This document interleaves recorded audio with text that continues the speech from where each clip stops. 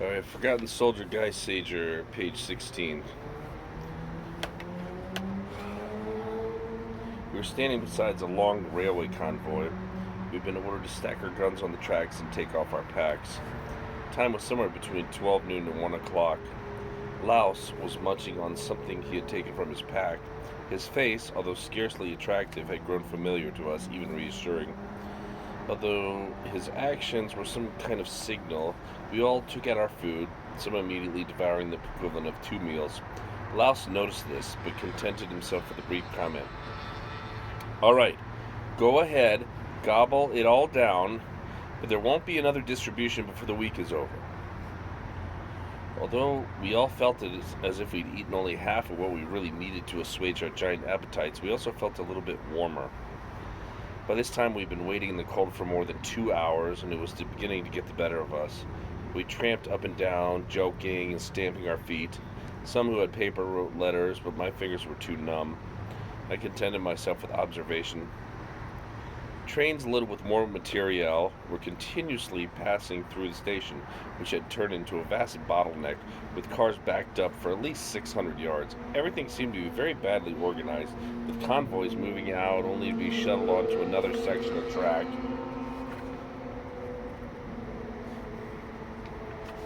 Where other companies, brought from God knows where, were being kept waiting as we were. People were always moving out of the way to let a train go by, only to see it a few minutes later headed in the opposite direction. What a mess. The train we were leaning against seemed to have been immobilized for eternity. Perhaps it would have been better if it had never left. To give myself some exercise, I hoisted myself up as high as the air holes in the carriages. Instead of cattle, the train was filled with munitions. By the time we'd been in the station for 4 hours and felt frozen, it grew colder as it grew dark, and to kill time we plunged once more into our provisions. Although it was already quite dark, traffic continued, dimly lit. Laos was beginning to look as though he had had enough. With his cap pulled over his ears, his collar turned up, he was tramping up and down for warmth. He must have covered at least 10 miles. We had formed a small group of friends from Chemnitz, which wasn't to break up until much later.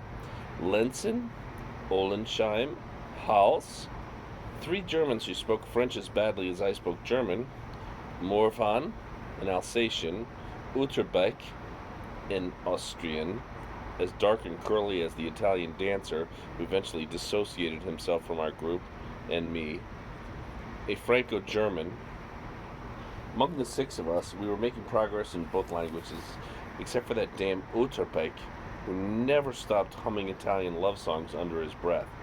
These plaintive melodies sounded out of place and totally foreign to ears more accustomed to Wagner than to Italian composers, especially those lamentations of an abandoned Napoleonian swain. Hals had a watch with a luminous dial which informed us that it was already 8:30. We felt sure that our departure was imminent. They were not going to leave us on the station platform for the night, but that is how it turned out. After another hour, several men unpacked sleeping rolls and stretched out as best they could, if possible on some raised surface for little protection from the damp. Some even had the temerity to sleep under the train, hoping that it wouldn't start rolling. Our soldier had settled on a pile of railway baggage. Our sergeant had settled on a pile of railway baggage and lit a cigarette. He looked worn out. We couldn't accept the idea of a night out of doors. It seemed impossible that we'd be left where we were.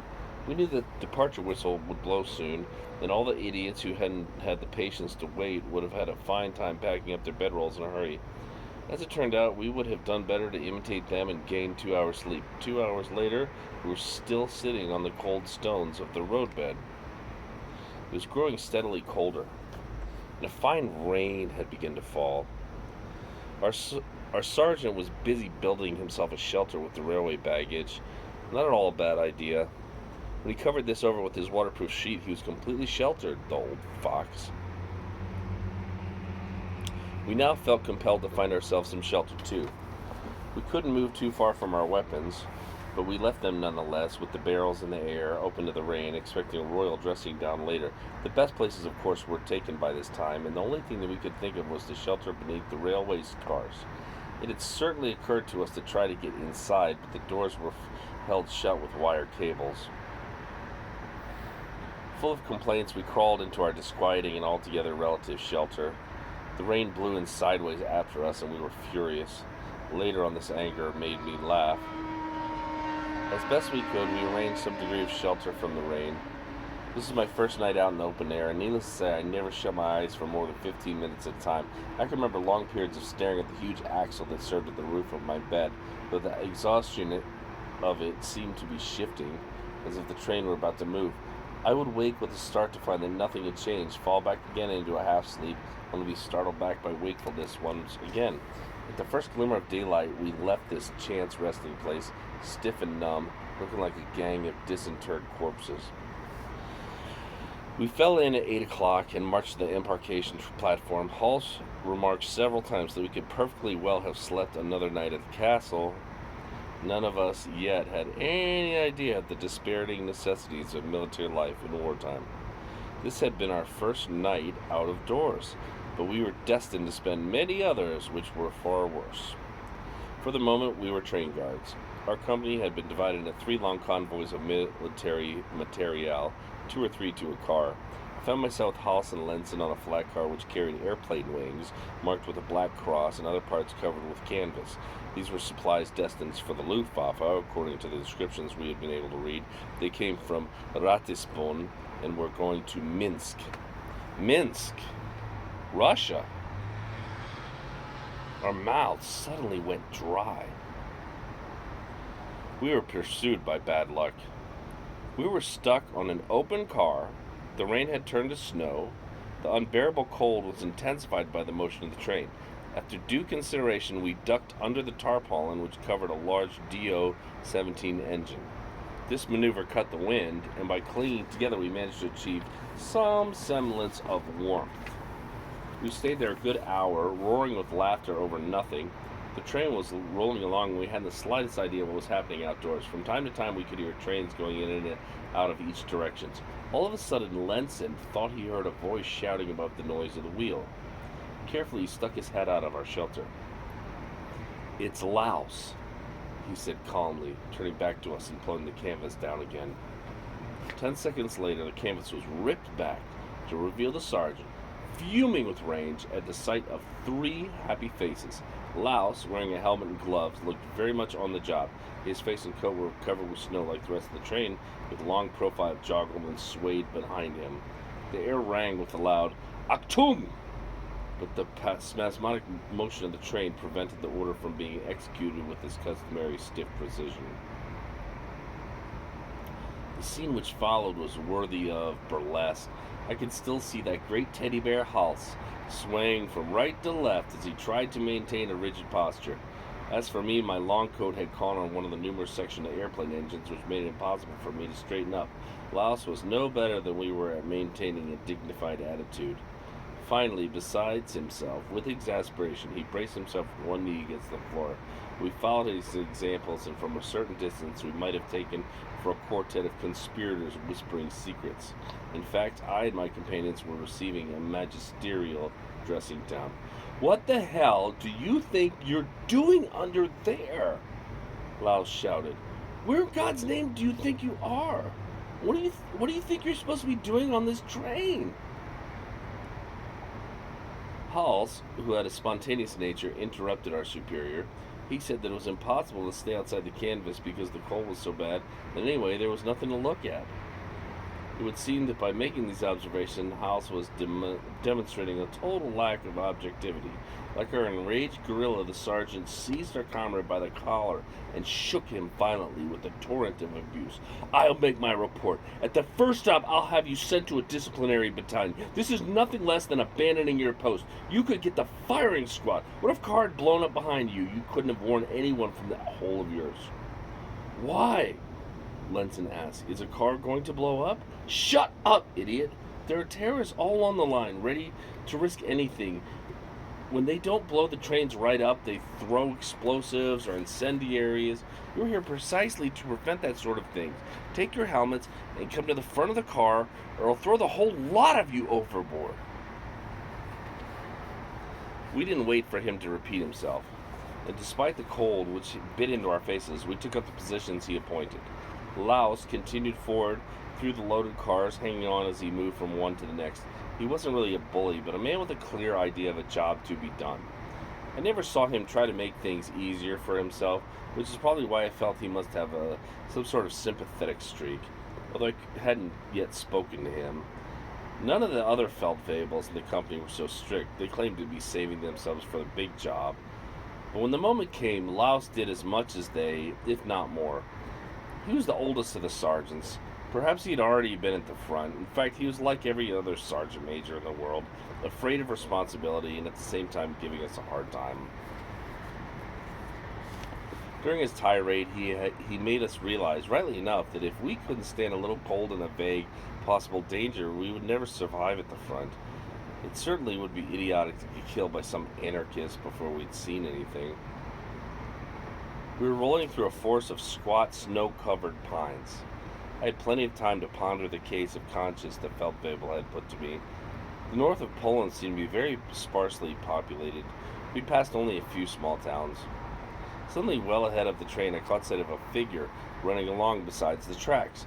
I didn't think I could be the only person who'd noticed him, but apparently no one in any of the cars ahead was doing anything about him. Rapidly, I maneuvered my Mauser machine gun into a good position and took aim at what could only be a terrorist.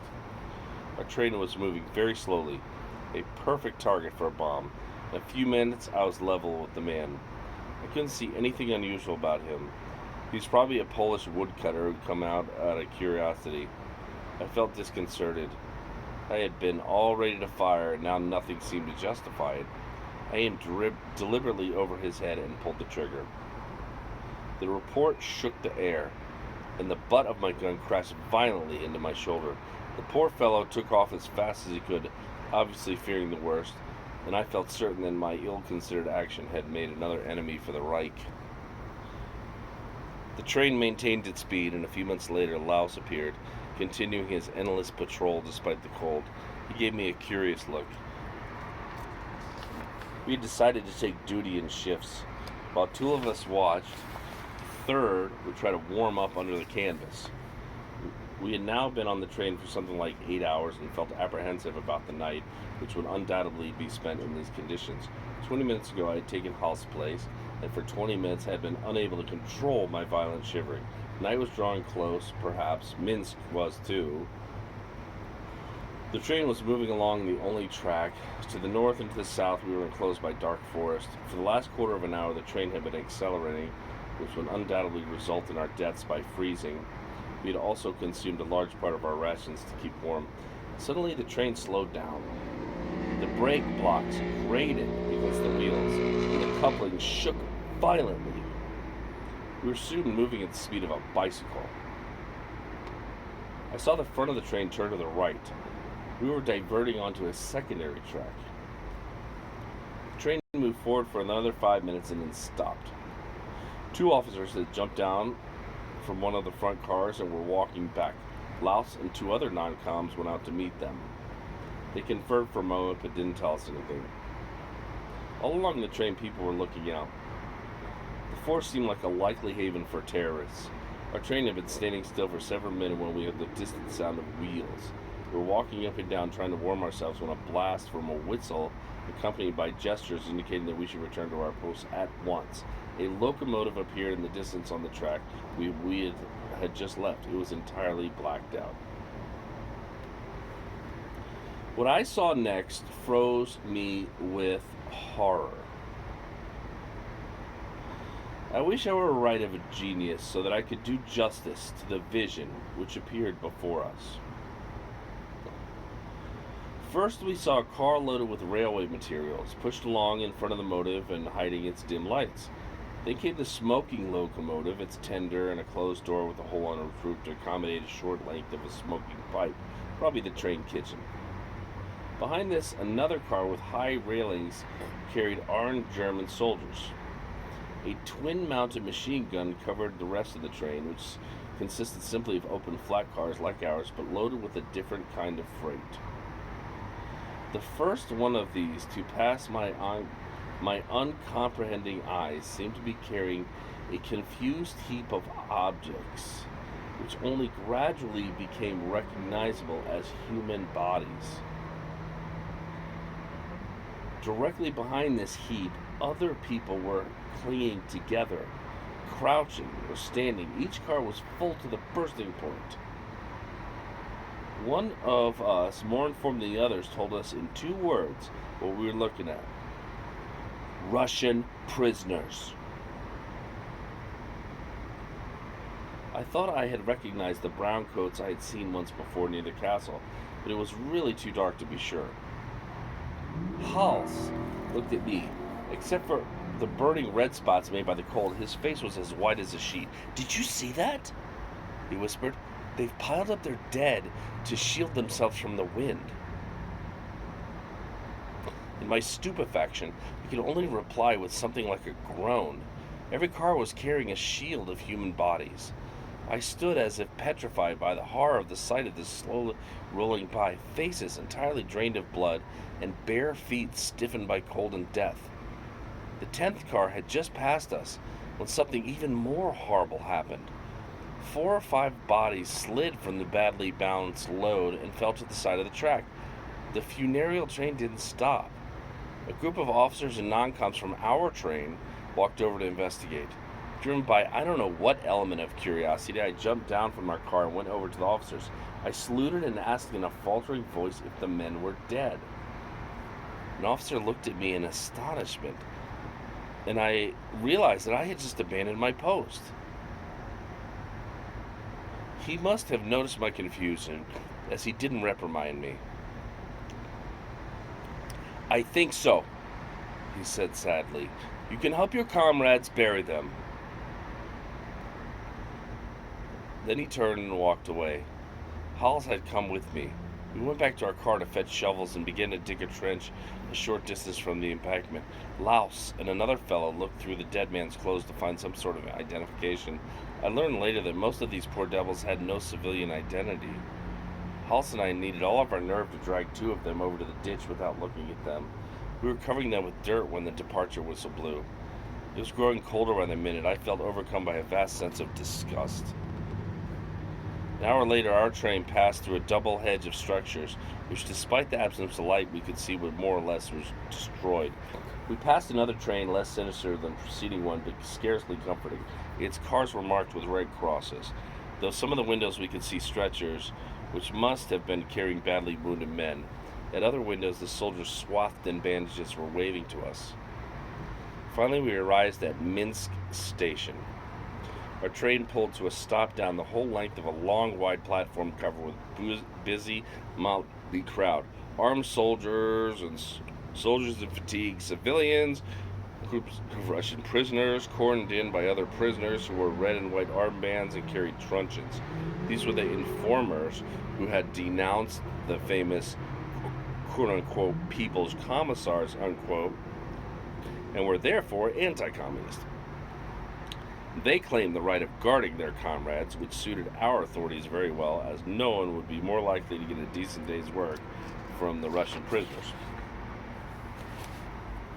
We could hear orders being given, first in German, then in Russian. A crowd of men came up on our train, and the unloading began in the lights of the trucks parked on the platform. We joined in this work, which took the better part of 2 hours, warming ourselves a little, then plunging once more in our provisions. Hals, a greedy guts, had consumed more than half his allotment in less than 2 days. We spent the day in a large building where we were able to sleep in a certain degree of comfort. The next day we were sent to a military hospital where we were kept for 2 days and given a series of shots. Minsk was very badly damaged. There were many gutted houses and walls cross-hatched by machine gun fire. Some of these streets were totally impassable, with a continuous line of shell holes and bomb craters, often more than 15 deep. Passageways of a sort that were made by planks and other solid objects thrown across this chaos. From time to time we gave way to a Russian woman loaded with provisions, and always followed by 4 or 5 children who stared at us with astonishingly round eyes.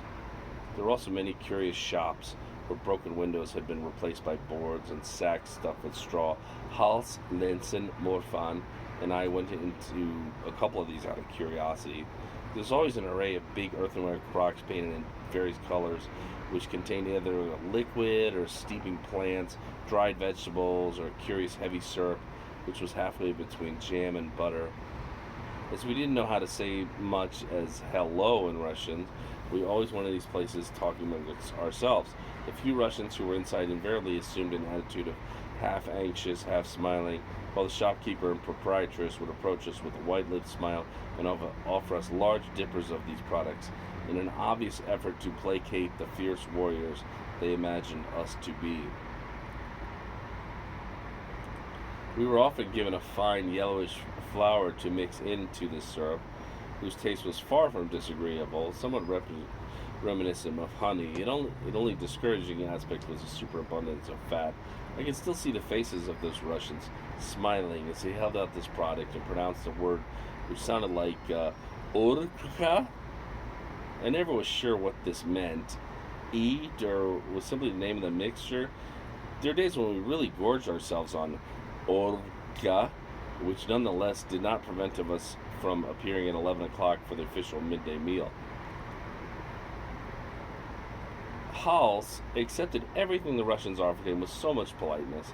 Sometimes I found him quite revolting, holding out his mess tin for the largesse of these Soviet merchants as they poured into it mixtures resembling each other only in their loose, runny consistency. Sometimes his tin would hold a combination of the famous orka, cooked wheat, salt, herring cut into pieces, and several other ingredients. Whatever the concoction, Hostas devoured it with evident relish, like a great pig. Except for these moments of distraction seized on by the interval between many jobs, we scarcely had time to amuse ourselves. Minsk was an important army supply center, where shipments were constantly loaded and constantly unloaded. Life for the troops in this sector was remarkably well organized. Mail was distributed, there were films for the soldiers on leave, which we were not allowed to attend, libraries and restaurants run by Russian civilians, but reserved mostly for German soldiers. The restaurants were all too expensive for me, and I never went into them, but Hals, who would sacrifice anything for good stuffing, spent all his money in these places in a certain amount of hours. The understanding was that he would give us a detailed account of his experiences, which he adhered to so faithfully with many embellishments. We slavered with vicarious pleasure as we listened to him. We were much better fed than we had been in Poland, and were able to supplement our rations very cheaply, which we really needed to do. The cold in the opening days of December had become extremely sharp, dropping to more than 5 degrees before zero. The snow, which fell in great abundance, never melted, and in places which already was like 3 feet deep. Evidently, we slowed the movement of supplies to the front, and according to the troops returning to the forward positions, where the cold was even more bitter than in Minsk, the poor fellows were reduced to sharing rations, which were already ridiculously small. Insufficient food combined with the cold produces many cases of pneumonia, frostbite, and frozen limbs. At this moment, the Reich was making an immense effort to protect its soldiers from the implacable hostility of the Russian winter. At Minsk, Kovno, Kiev, there were enormous stores of blankets, special winter clothes made of sheepskin, overshoes with thick insulating soles and uppers of matted hair, gloves, hoods of double catskin, and portable heaters which operated equally well on gasoline, oil, solidified alcohol, mountains of rations in specially conditioned boxes, and thousands of other necessities. It was our duty as convoy troops of the Rollbahn to deliver all of this to the front lines, where the combat troops were desperately awaiting us. We made superhuman efforts, and yet they were not enough. The punishment we suffered, not at the hands of the Russian army, which until that moment had done everything, had done almost nothing except retreat, but from the cold, is almost beyond the powers of description. Outside the great towns, there had not yet been time to repair the damaged roads, few and far between, and to begin with, or to open ours. While our unit was doing its autumn gymnastics, the Wehrmacht, after an extraordinary advance, had marched itself and its supplies into an unbelievable quagmire. Then the first frosts had solidified the monstrous ruts leading to the east. Our machines had suffered enormously on these roads, which in fact were passable only for wagons, With the hardening of the soil, it temporarily allowed the provisioning of the troops. Then winter poured down its tons of snow across the immensity of Russia, once again paralyzing traffic. That is the point we had reached in December 1942. We shoveled away snow so that our truck could move forward 15 or 20 miles in the morning, only to find our efforts covered again by the same day. The earth beneath the snow was a sinister relief of bumps and potholes, which we tamped down or blew up. In the evenings, we scrambled to find shelter for the night. Sometimes this would be a hut filled out by the engineers. Sometimes a Russian ISPA house, or any house we could find. The ISPAs were made of logs and were basically log huts, but warm inside. We often crowded more than 50 men into a hut, intended for a couple and 2 children. The most desired accommodations were the big tents, especially designed for Russia.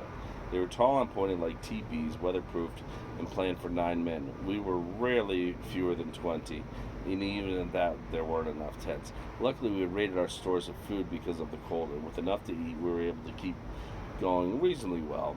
Some of us began to crawl with vermin, as we were only rarely able to wash, and when we returned to Minsk, our first duty was to pass through disinfection. I was beginning to feel I'd had more than enough of Holy Russia and of truck driving. Like everybody else, I was afraid of the idea of being under fire, but I was also beginning to long to use the Mauser machine gun, which had been dragging around with me for what seemed like an eternity without ever being slightly used. I felt that something firing at something would avenge for my sufferings in the cold and from my blisters. My hands were badly blistered from shoveling, and my woolen gloves were full of holes already, exposing the tops of my key fingers. My hands and feet felt the cold so sharply that it sometimes seemed as if the pain were stabbing me in the heart. The thermometer remained around 5 degrees below zero. We were now billeted some 15 miles north of Minsk, guarding a huge parking depot for military vehicles. We occupied the 7 or 8 houses of the hamlet, leaving only one, the largest occupied by a Russian family. Their name was Korsky. They had 2 daughters and claimed to have been originally from the Crimea, which they spoke of with nostalgia. They ran a kind of canteen where we could buy food and drink from our own pockets. And a few of my companions went there in order to kill time.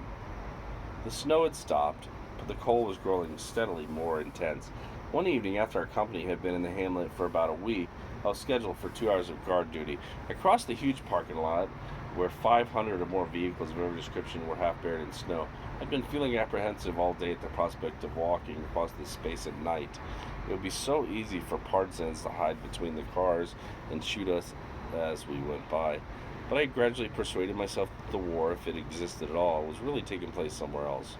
The only Russians I had seen were either merchants or prisoners. It seemed highly probable that I would never see any others. With this idea in my head, I walked to my post, about 15 yards from the first vehicles, through a trench about a yard deep, which allowed us to advance as far as the cars or withdraw without being exposed. The edges of the trunk had already been raised nearly another 3 feet by new snow, and each fresh fall obliged us to dig. I stood up on the box that allowed the sentry to see a little farther. I had wrapped a blanket over my coat, which made it very hard for me to move my arms. I had refused my allotment of alcohol, the taste of which disgusted me, and was mentally preparing myself for another siege of uncontrollable trembling from the cold. The night was clear. I could have seen a raven 100 yards off. In the distance, the horizon was cut by a mass of stunted bushes. 3 or 4 telephone lines across our camp were visible, stretching away in different directions. Their posts shoved unevenly into the ground were indifferently supported by wire, which sometimes drooped right down into the snow. My nose, the only part to be directly exposed, began to burn with cold. I had pulled the cap down as far as I could so that my forehead and part of my cheeks were covered. Over this I wore the helmet required for guard duty. The turned-up collar of my pullover my parents had sent me overlapped the edges of the cap at the back of my head. From time to time, I looked at the expanse of the machinery. I was guarding and wondering what we would do if we had to move it all in a hurry. The engines must have reached a state of magnificent solidity.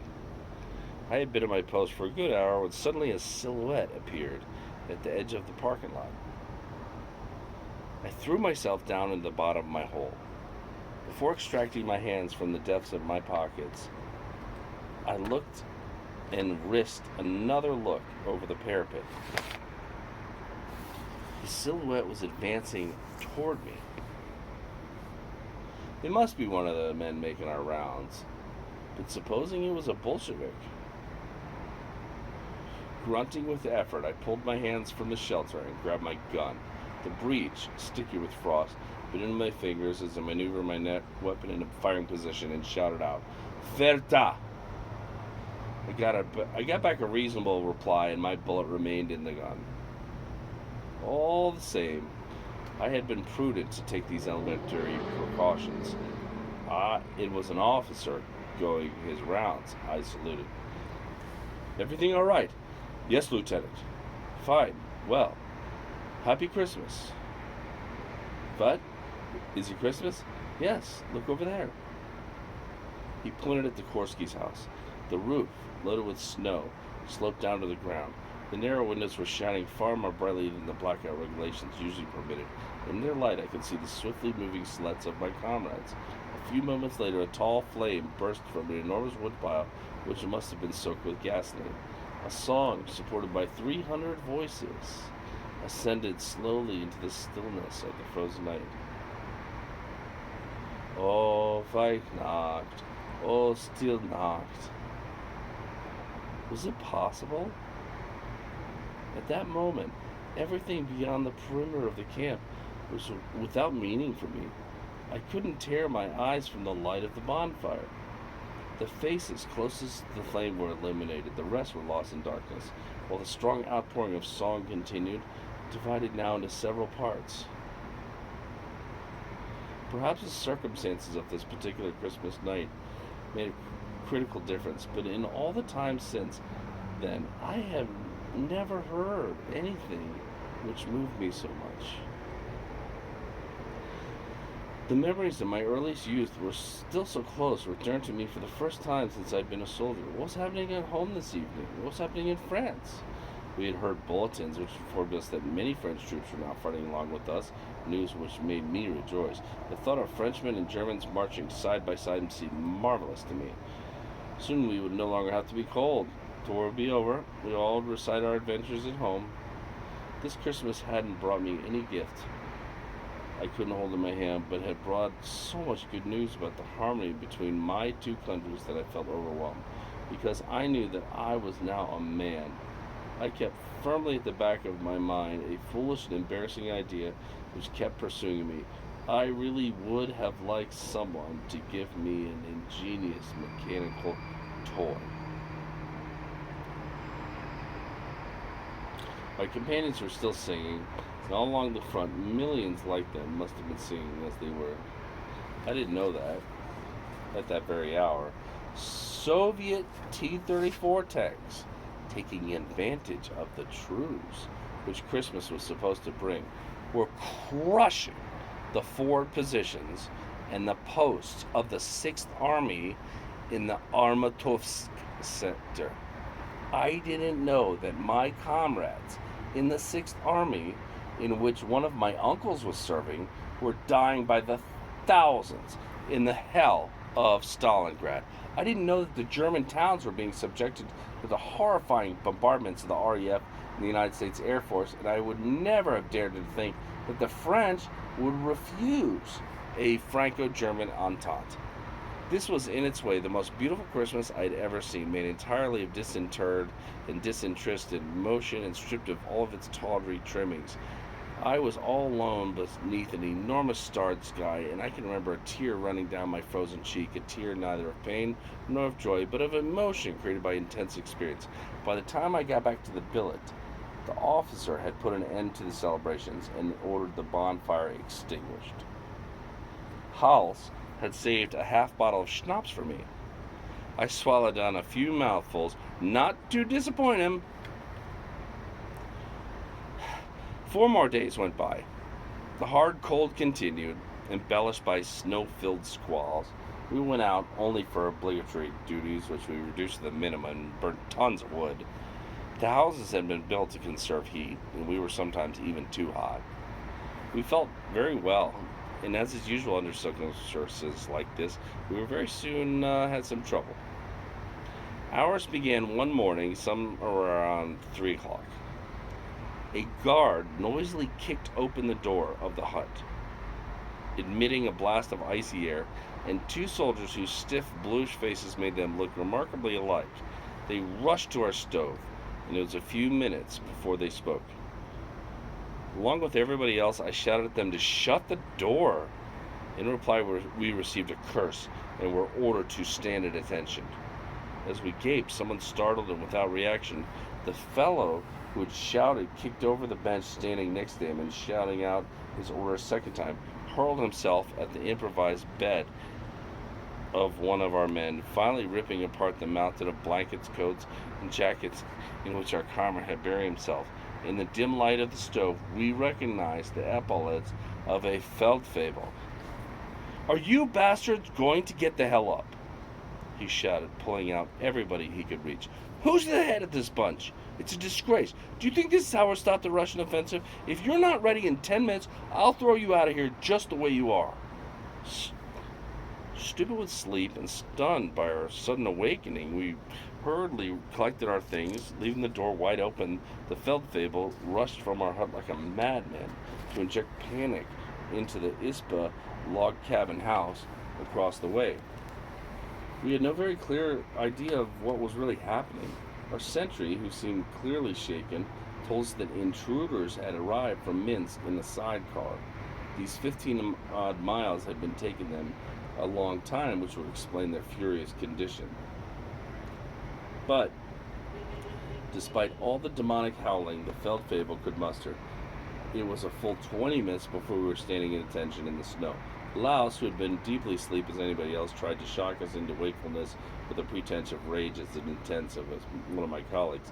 The other feldfebel, whose anger had not abated, barked out our orders. "You will join Commandant Ultrainer's unit at Minsk before dawn."